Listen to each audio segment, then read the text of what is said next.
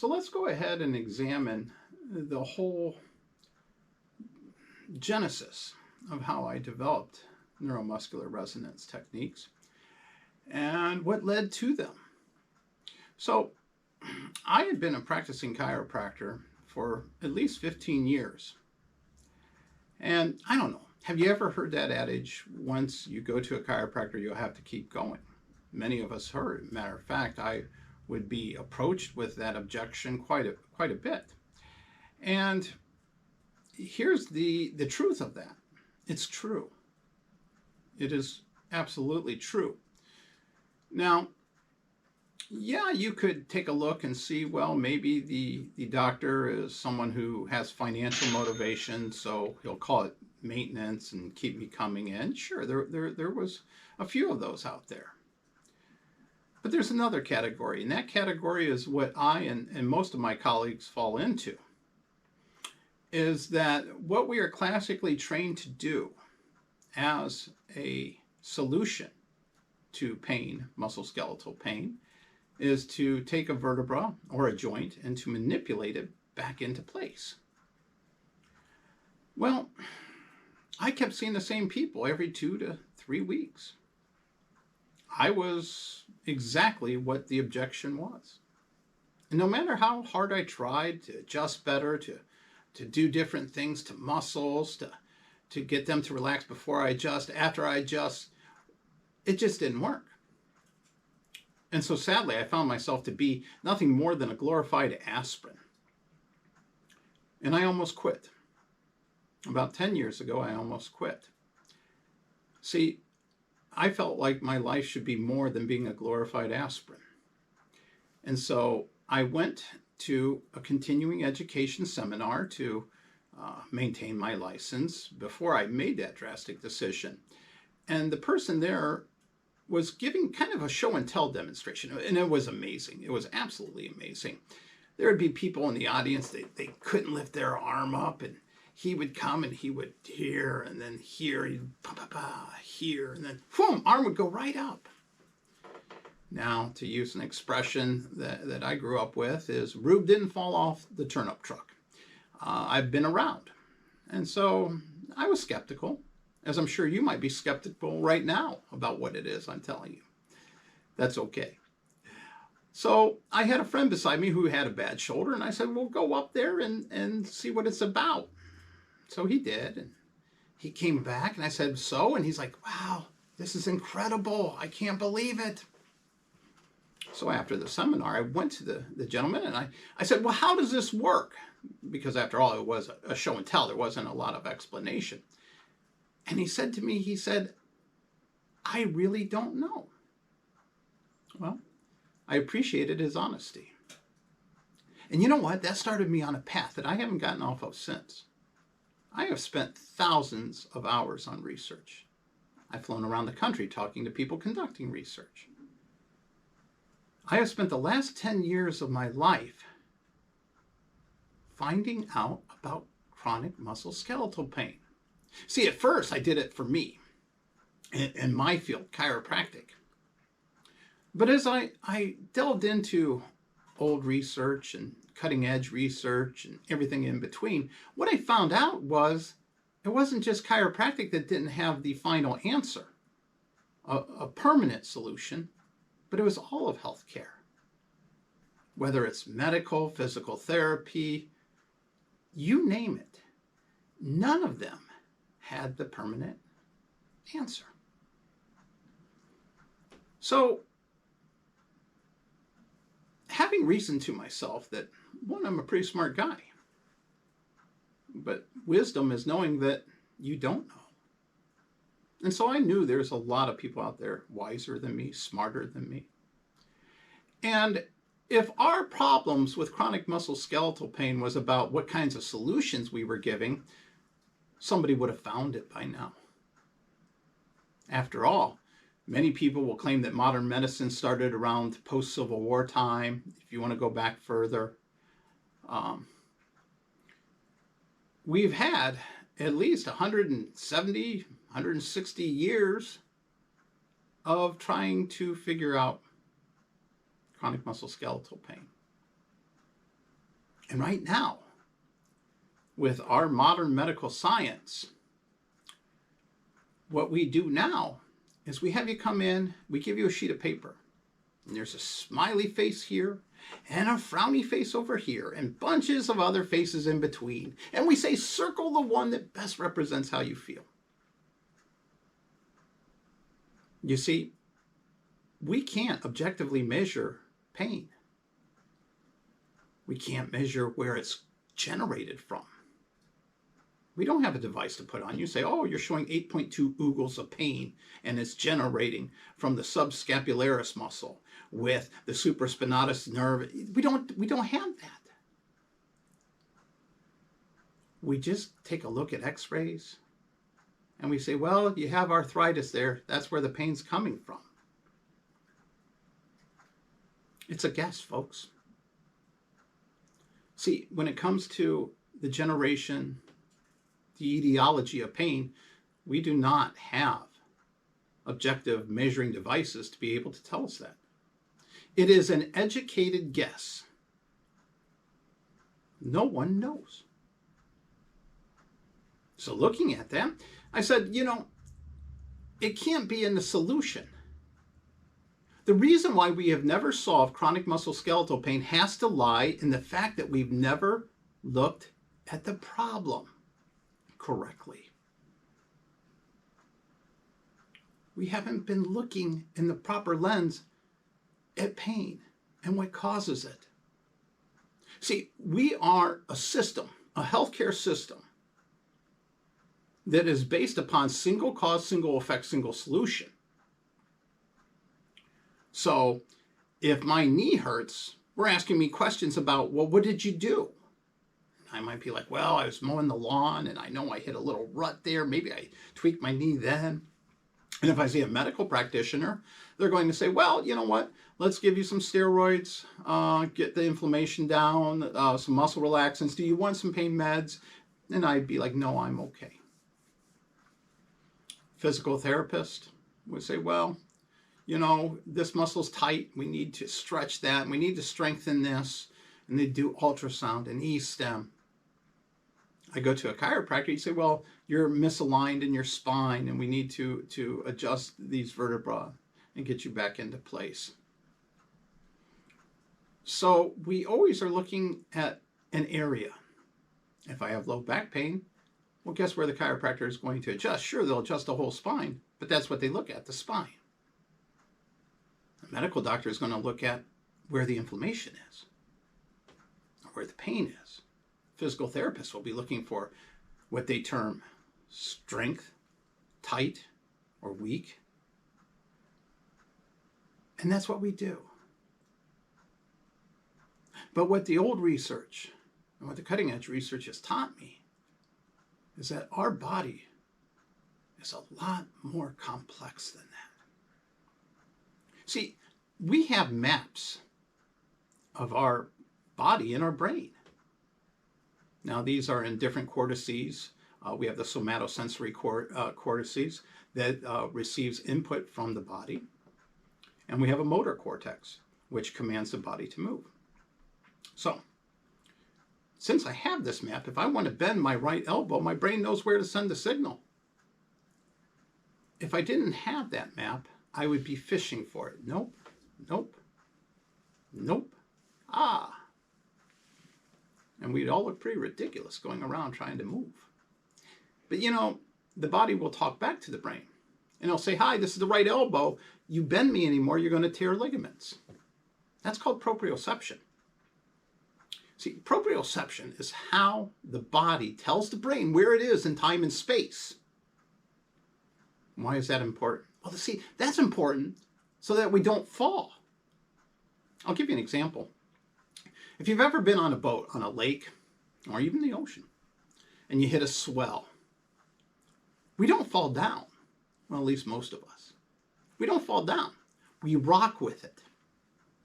That is the proprioceptive nervous system in action and the brain's reaction to it. We ride with it. We rock with it when the boat swells. The body gives a signal to the brain telling what's happening to it, and the brain then makes the changes to the body so that it will remain stable. But here's an interesting fact. When you feel pain in an area, you can't feel that proprioception. See, you have hundreds, millions of proprioceptive nerve endings in your body. They're everywhere. They're in your skin, your joints, your muscles, and they're always talking. I'm talking millisecond by millisecond. They're giving your brain feedback about what's going on.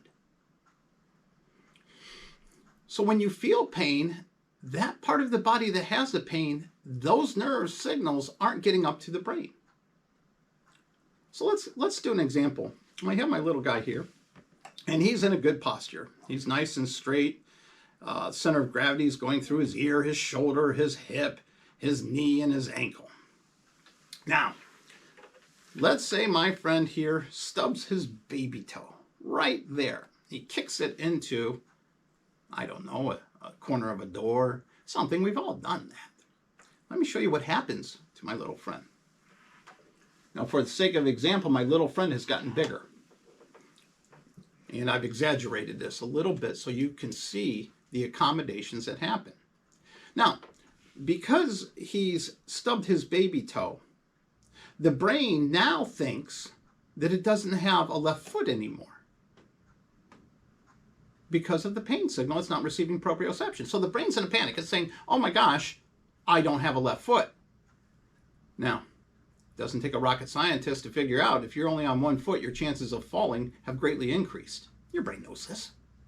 So the brain's got to do things to try to find it. Well, the first and most obvious thing it's going to do is it's going to take the pressure off of the baby toe. It's going to stand on the inside part of the foot. But here's our problem. If we only did that with this ankle here, I'll just turn him in like this, boop, and keep his legs straight, he would be very unstable. He would be more prone to tip. See, your brain is going to make an accommodation to the pain, but it also has to make accommodations based on your posture, on your center of gravity, not falling. See, our center of gravity, if we take a saw, not to be morbid, but if I cut my little wooden man right in half, right down the midline, half of them will fall here, half of them will fall here. That's where gravity should strike. If, however, he's leaned forward, now the center of gravity is not going straight through his body, or if he's leaned sideways, it's not going straight through this way. See, the center of gravity cuts us in half, front to back, and on the side view, it goes through, oh, got him a little backwards. It goes through the ear, the shoulder, the hip, the knee, and the ankle bone.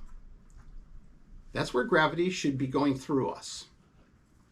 So, if the brain doesn't make changes elsewhere, he's unstable. He could fall. So now the brain has taken care of finding the foot.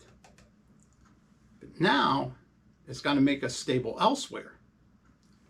So look, we have the knee that has changed. It is bent in. As a result, the right pelvis has shifted out. But the brain always overdoes it, and it's curving the lumbar spine back over. It elevates the shoulder up, and then the head has to turn back into the midline. So for one little baby toe, I've made 1, 2, 3, 4, 5 accommodations, if not more. And you want to know something? I don't feel any of those when it originally happens. But 9 months from now, my knee is going to swell up. And it's going to be painful. And I'm going to go back to the doctor. Now, my stepbrother and a very dear friend of mine are medical doctors. So, for this example, I will use my friend. So I'll go to him and I'll say, Michael, my knee is swollen. And he'll say, well, Dan, what did you do? Remember, we got to go single cause, single effect, single solution. That's what our whole matrix of healthcare is built upon. And I would say, I don't know. I maybe tripped going up the steps. I remember doing that. Would you think that could have torqued the knee? Well, it could have. Could have. Now remember, we don't have a device to measure. So we're shooting in the dark here. And so he said, well, let's get the inflammation down. And let's go ahead and get those muscles. You have tight muscles in the quads. Those are really tight. So let's give you some muscle relaxants. And he'll say, Dan, do you want some pain medication? And I'm like, no, Mike, I'm okay. And so he gives me a couple of weeks worth of prescription. And you know what? It works.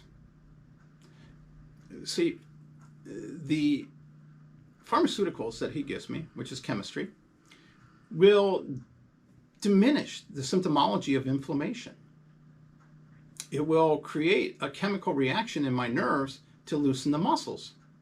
So as far as what my symptomology is, it works. But here's the problem. One, it only works as long as I'm taking it. And it's not really getting at the root cause. If you remember, my bad accommodations, it's not getting rid of those. But it's getting rid of the symptomology, and I feel better. And see, friends, that's where we've been taught that by feeling better, we are better. We generally stop any kind of intervention when we feel better. But it doesn't necessarily mean we are better. So guess what? After my prescription, a week later, boom, my knee swells back up and it hurts. So I go back to him. I'm saying, Mike, this isn't working. He's like, all right, Dan, well, let's do some physical therapy. I mean, do you have any adverse, feelings about it? No. Let's give it a shot. So I go there and they take a look at my knee and they're like, well, these muscles here are tight, especially on the side here. These muscles on the inside part of your leg, they're weak. So we're going to stretch these, strengthen these. We got to work around the knee. We'll do some ultrasound and E-stem, and that will help with it. And again, the same story as the previous intervention. It works. It helps. I'm getting more motion. The pain is diminishing. And then after my 3 to 4 weeks, I get handed a packet of home exercises. Now, studies tell me that easily over 90% of people do not do home exercises. I'm one of them. So, I know if I point at you, 3's pointing back at me. And guess what? It doesn't work. How many people do you know that said, well, it did help in the beginning, but it's come back? Well, it's not a mystery. It's not like a train coming back into the station after it's gone on a whirlwind tour. It never was fully stopped. So now I'm like, okay, I got to do something. And I'll say to Mike, I'm thinking of seeing a chiropractor. And he says, well, that's convenient since you are one. And I'm like, well, yes. He goes, do you have any colleagues? I'm like, I'm sure I can find somebody. And so my colleague says, well, your pelvis is way out to the right. So if we adjust it back to the midline, boom, that will straighten up your knee. It will get your posture more forward, or more correct, pardon me. And so I see them 3 times a week. I get adjusted, boom, da-da-boom, da-da-boom, same thing. It improves it, and having been a doctor, I know what happens next. 2 to 3 weeks later, my knee hurts again. So what do I do? What is the answer to this? See, the problem is healthcare is using acute interventions for chronic problems. My little guy's shaking here. Boy, that adjustment must have really hit him. We are using acute interventions for chronic problems. So what happens is we never get the results. We never take care of the chronic musculoskeletal pain. We're always looking to stop the immediate single problem because after all, there is a single cause and a single effect. So how could we correct all of this? How could my guy here get back to being my guy here? That was a question I had to find the answer to. And I did. You see, back in the 40s after World War II, The world was in a snatch and grab of Nazi scientists. Say what you will about the horrors of Nazi Germany. One thing you cannot deny is they had amazing scientists. Rocket powers by Wernher von Braun. That's how the Apollo missions got up. Gemini, Mercury, all of them.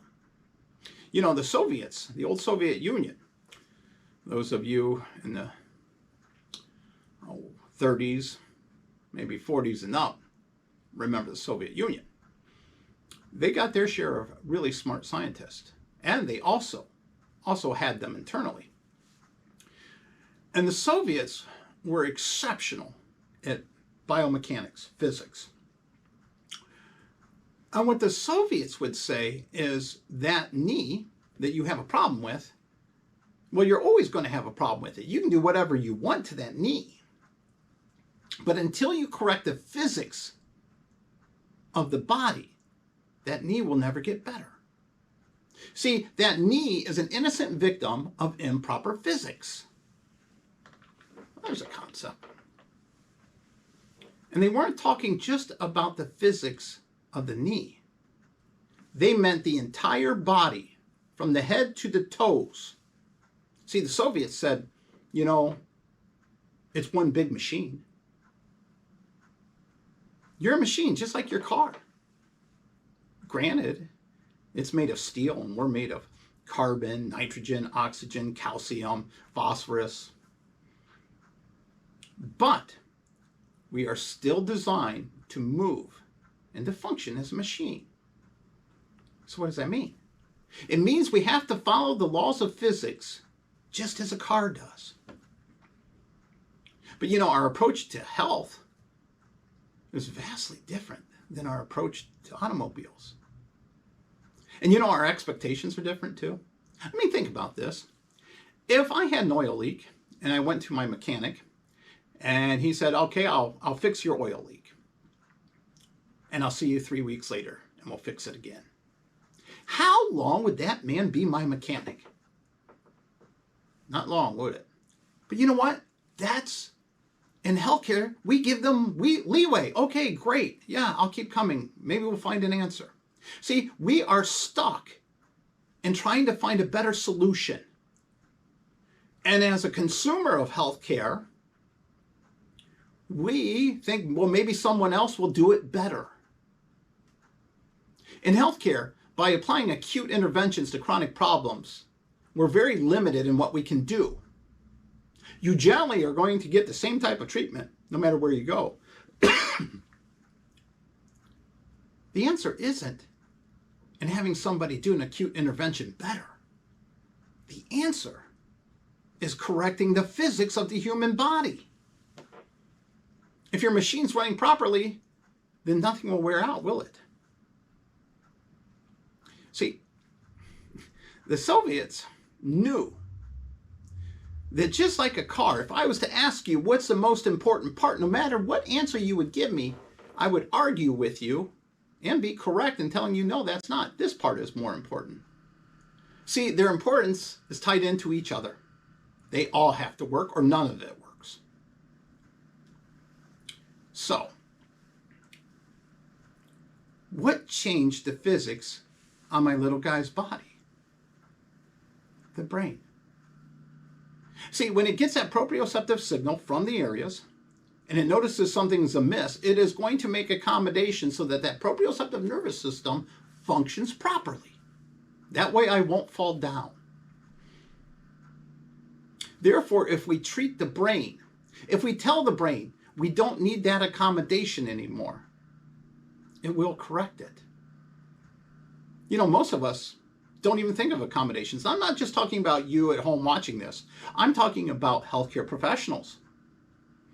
Most people wrongly assume that once you correct the problem area, the pain area, that the accommodation will go away. That's just not true. That's just not true. You know that accommodation stays with you forever? Because think about it. If my brain, I expect my brain just to go ahead and move this foot back to where it was, why should it? The last time it stood like this, it lost it. It couldn't feel it anymore. The brain's like, no, thank you. This is fine. I know where it is. See, your brain could care less if you hurt, as long as it doesn't affect proprioception. But it does care that you're stable. See, that's a function of homeostasis.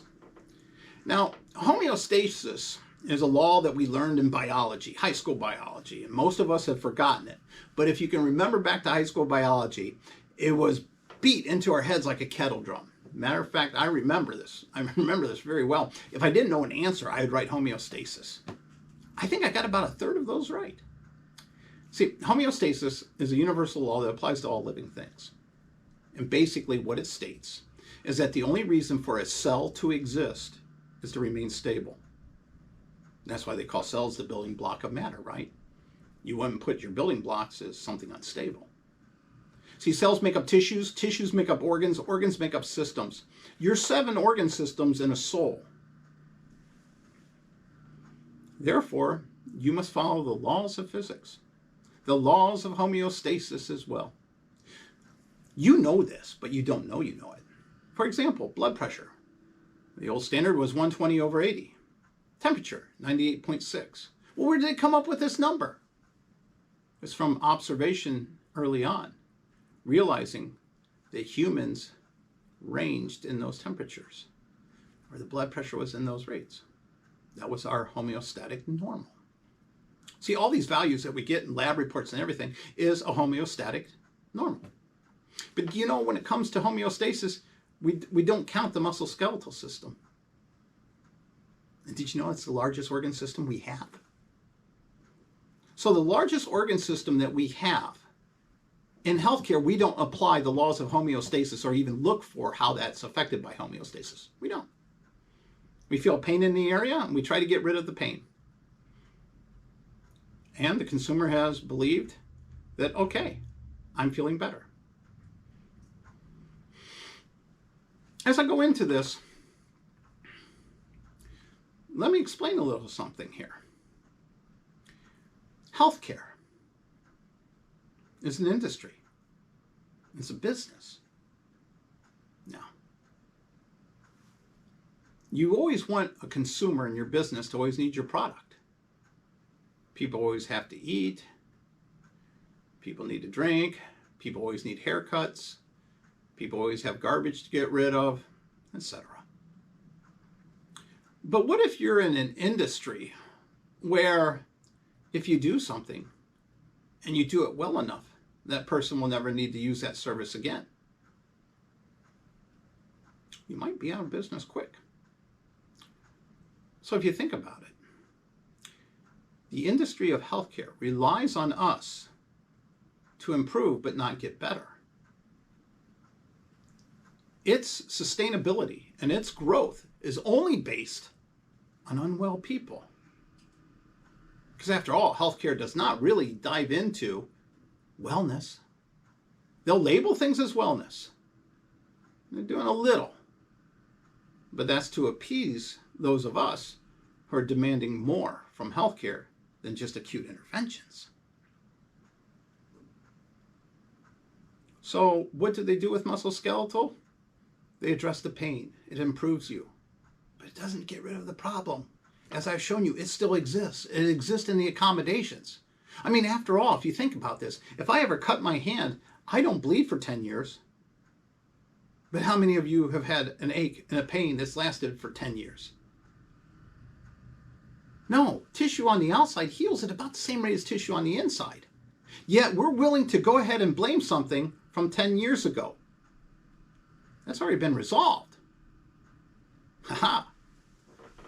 But because we don't know where pain comes from, we don't know how it's generated. I think it was in Casablanca where Humphrey Bogart said to the Moroccan police lieutenant or captain, go ahead and round up the usual suspects. So what are they going to do? They're going to blame it on the old injury. Remember, it's just a guess. And in my opinion, it's a bad guess. So we have to fix the physics of the body. We have to get to a straight posture. Because after all, proper posture means proper movement. Proper movement means an absence of dysfunction. An absence of dysfunction means an absence of pain. That's basically how it goes. Improper posture means improper movement. It means pain, dysfunction. So, the key is to fix your physics, the physics of your entire body, by making sure that the center of gravity goes through your ear, your shoulder, your hip, your knee, and your ankle bone. And in the front, half of your body should fall to the right, half should fall to the left if I cut a straight line from the head down in between the feet. Okay, how do we get there? The brain. Well, I'm not the brain whisperer. You don't go into somebody's ear and say, brain, straighten the posture. And you don't buy gadgets on TV. And you don't do little exercises to improve your posture because they don't last. They're like any acute intervention. The brain changed this. Only the brain will bring it back. So how are we going to approach it? We're going to use the proprioceptive nervous system. Remember that? We have millions of these little nerves in our skin, muscle, and joints. They're always talking to the brain. And so we're going to stimulate that nervous system to get the brain to undo the accommodations it had made. That is where neuromuscular resonance technique comes in. By applying vibration in a sequenced order throughout the body, we can improve the posture by having your brain do it. It's not the vibration. It's not the loosening of muscles. It is the stimulus to the proprioceptive nervous system that talks to the brain. And based on that, just like the ship, the brain is going to change your body. And when you do that, your physics will be corrected. It will improve. Proper posture means proper movement, which means an absence of dysfunction, which means an absence of pain. Therein lies the answer to chronic pain. See, the problem with this, though, is not too many people know this. We haven't made this tie-in. We have not looked at the problem differently. We've only been working on solutions in healthcare. That's what makes the NMRT technique different, because I look at the problem differently. And based on research that has come from Tesla, Newton, my hero, Nicola Bernstein, giants in the field of physics and biomechanics, neurology, the research is out there. The problem is everybody does it in a vacuum. One person does a study here, another person does a study here, another person does a study here, and it sits out in the ethers. Nobody really knowing what to do with it. I was afforded the luxury of spending most of my 10 years, the last 10 years of my life, doing nothing but that.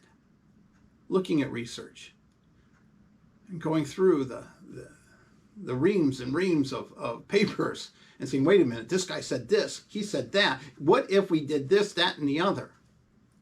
And in it, we are able to find the answer. The brain needs full proprioception to make sure the body is stable so you don't fall. Any injury or pain to that will alter the brain's proprioceptive input. That is the number one concern of the brain when it comes to the musculoskeletal system. Based on that, the brain will do anything it can to get that back. It will make accommodations to your body. And it doesn't care about long-term ramifications. It only cares about you not falling here and now. Now, I spent years experimenting. See, you just don't apply vibration willy-nilly. Have you ever heard that the brain is like a computer? It is. It really is. So if I'm doing any kind of programming, the code I enter has to be 100% accurate, or none of it will work. None. Well, the brain's just like that. I mean, think about it. All of the organ processes are the same. I don't eat one day with my mouth and then another day eat with my ear. The immune system attacks invaders exactly the same every time, all the time. The heart doesn't create a new rhythm every now and then. Everything is the same way all the time. And it makes sense that the brain would want its stimulus to create it to change to be the same way. It took me years to create this pattern, to find it. And in the meantime, I have had 10 years of clinical trials. And the results I get with the neuromuscular resonance technique is astounding. Absolutely fantastic. But you know what? Don't take my word for it. Listen to some of my patients.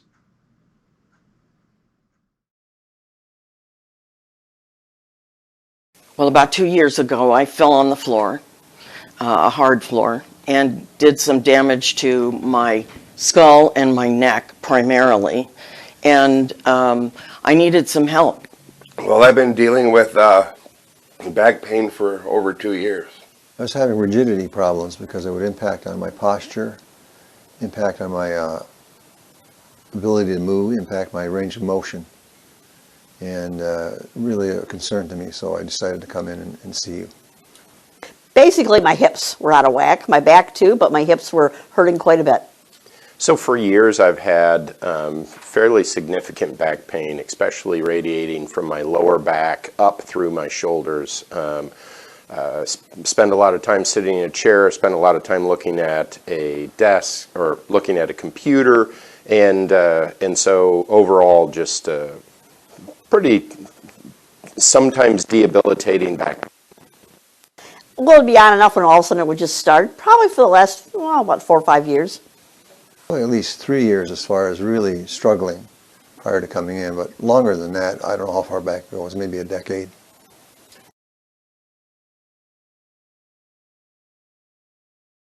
And every time I went to the doctor, all they basically told me was to lose weight, you'll feel better.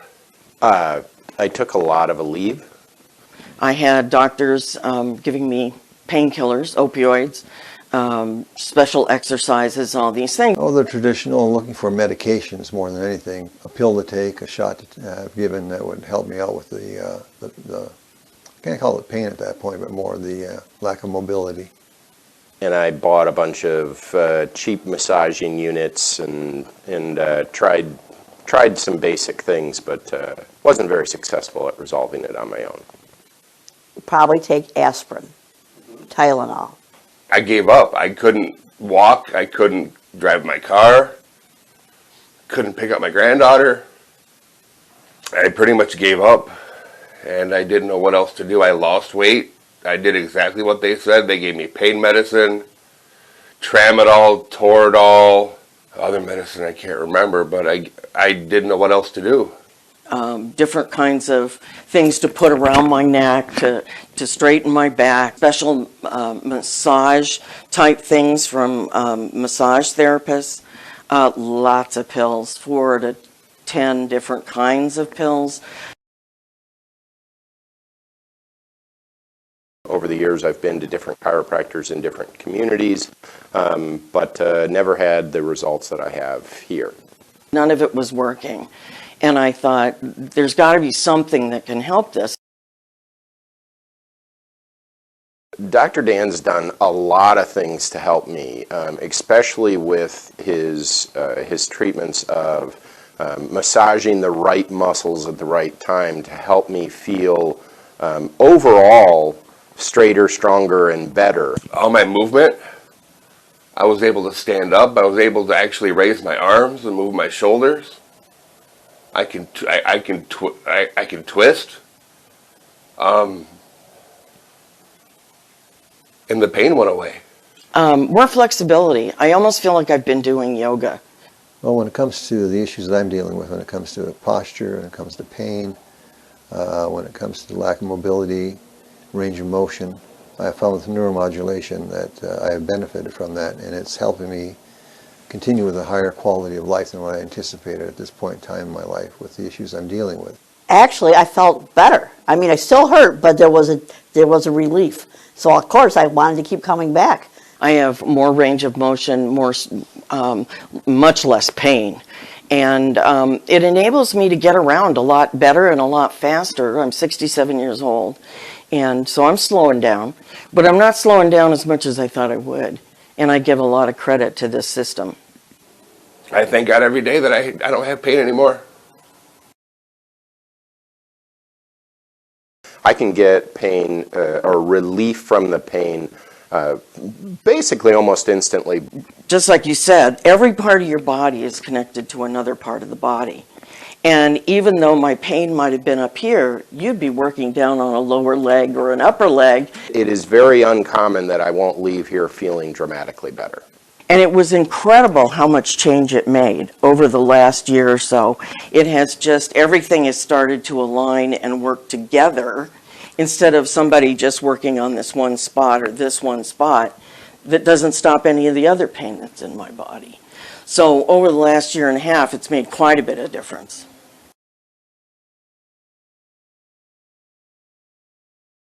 I would say I just learned by experience that I realized that treating other parts of my body helped other parts of my body. You're working on a piece of me that maybe doesn't hurt, but it all connects. And it really makes a big difference because it all comes up my back and up my shoulder, up my neck, and across my head.